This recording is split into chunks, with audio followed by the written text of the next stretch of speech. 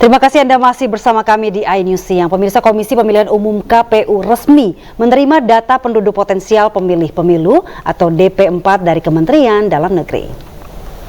Acara serah terima data penduduk potensial pemilih pemilu atau DP4 digelar di kantor KPU Pusat, Jalan Imam Bonjol, Menteng, Jakarta Pusat.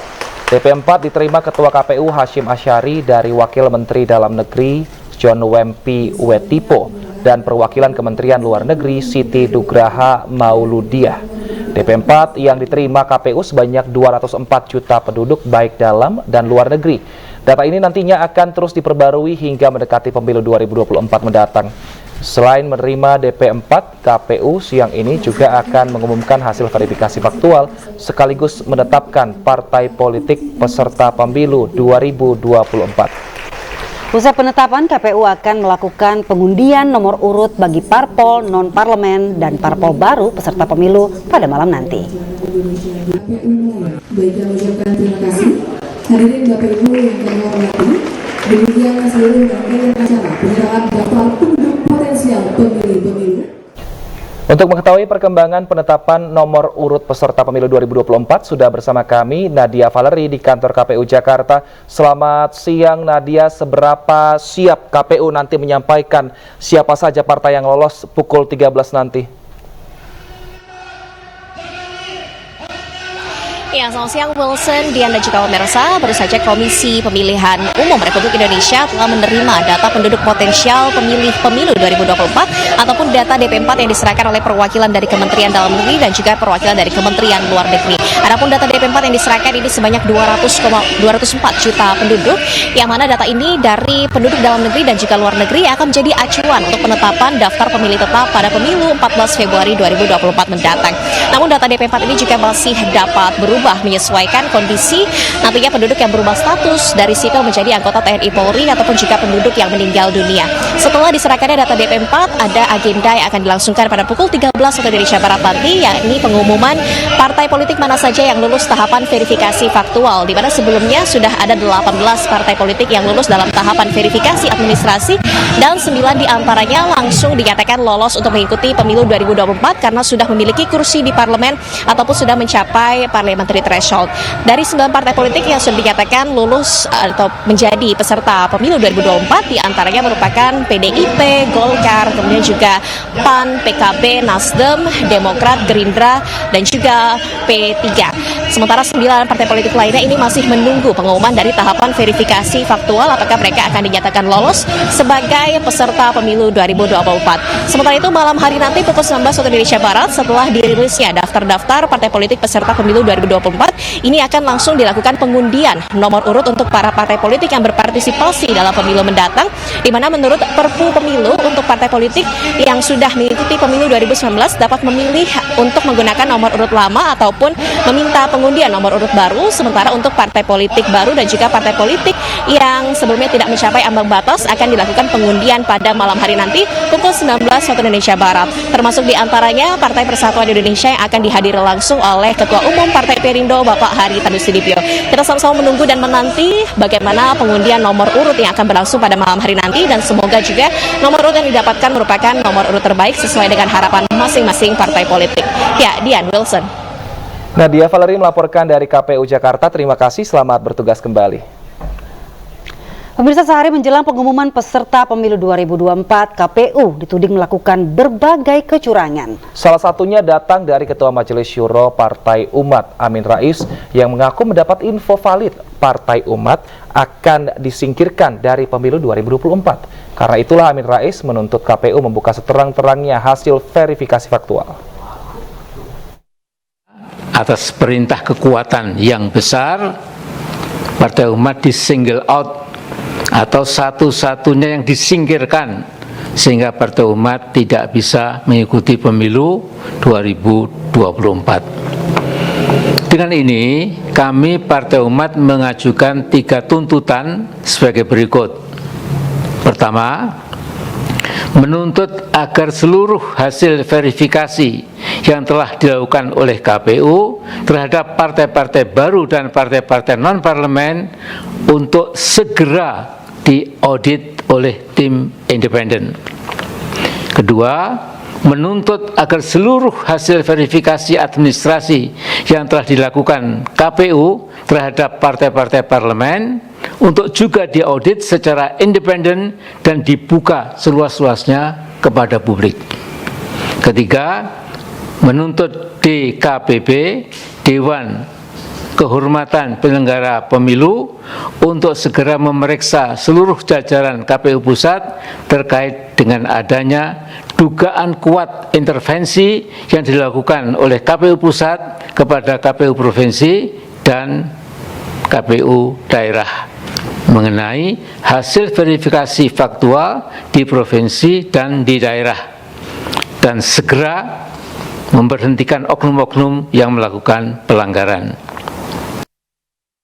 Selain dari Partai Umat, KPU Pusat juga disomasi sejumlah komisioner KPU daerah. Somasi terkait intimidasi dan kecurangan dalam proses verifikasi parpol peserta pemilu tahun 2024. Melalui kuasa hukum anggota KPU daerah, somasi dilayangkan langsung ke kantor KPU Pusat di Jalan Imam Bonjol, Jakarta Pusat.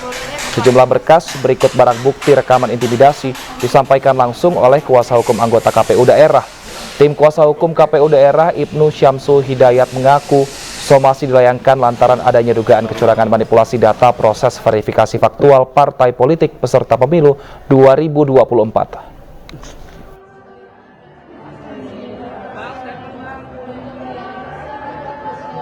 Proses verifikasi itu yang kami terima adalah proses dari TMS menjadi MS dari beberapa partai politik yang sedang dilakukan verifikasi faktual di daerah.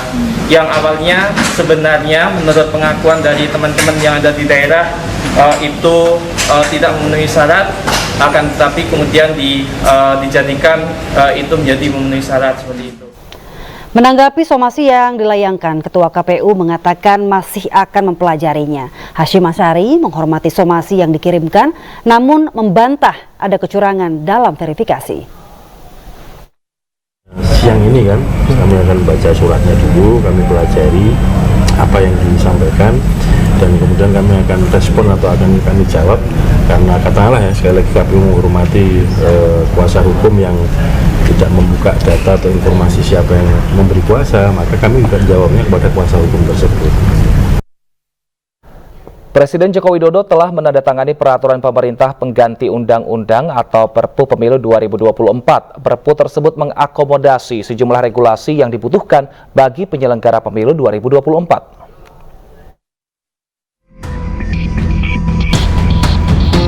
Peraturan pemerintah pengganti Undang-Undang Nomor 1 Tahun 2022 tentang perubahan atas Undang-Undang Nomor 7 Tahun 2017 tentang Pemilu atau Perpu Pemilu telah diteken oleh Presiden Joko Widodo pada 12 Desember 2022.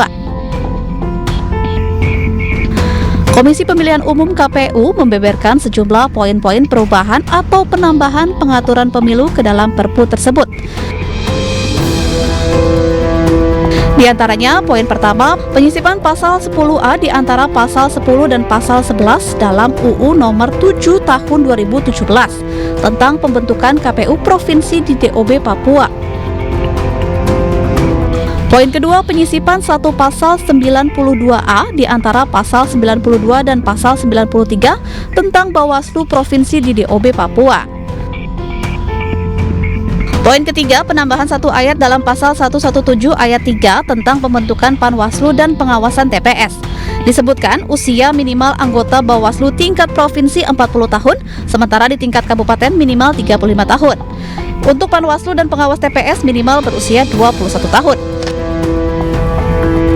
Poin keempat, penyisipan ayat 2A di antara ayat 2 dan ayat 3 tentang kepengurusan parpol di DOB Papua.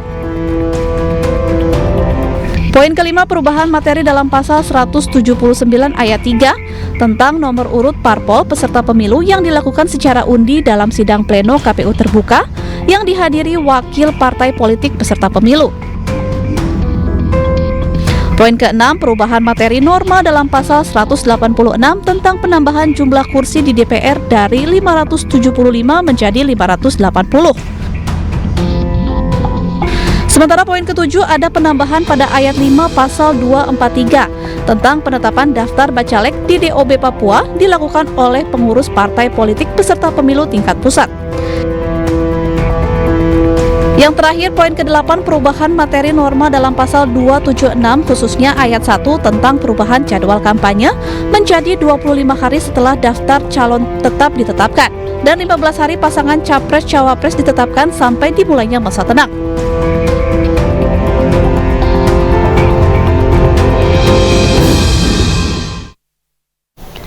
Pemerintah telah menerbitkan Perpu nomor 1 tahun 2022 tentang pemilihan umum pada Senin 12 Desember 2022. Perpu tersebut salah satunya mengatur jumlah anggota DPR RI yang bertambah dari sebelumnya 575 orang menjadi 580 orang. Atas putusan penambahan anggota DPR RI dari 575 orang menjadi 580 orang akibat pemekaran provinsi di Papua, Ferry Kurnia, Wakil Ketua Bidang Pemilu Teritorial, Strategi Pencalekan Kampanye, dan saksi DPP Partai Perindo mengapresiasi keputusan pemerintah. Menurutnya, hal itu sudah sesuai dengan aktivitas elektoral yang menyesuaikan adanya daerah pemekaran baru yakni Papua Selatan, Papua Pegunungan, dan Papua Barat Daya. Sementara itu, Partai Perindo juga telah mempersiapkan bacalek berintegritas secara kelembagaan.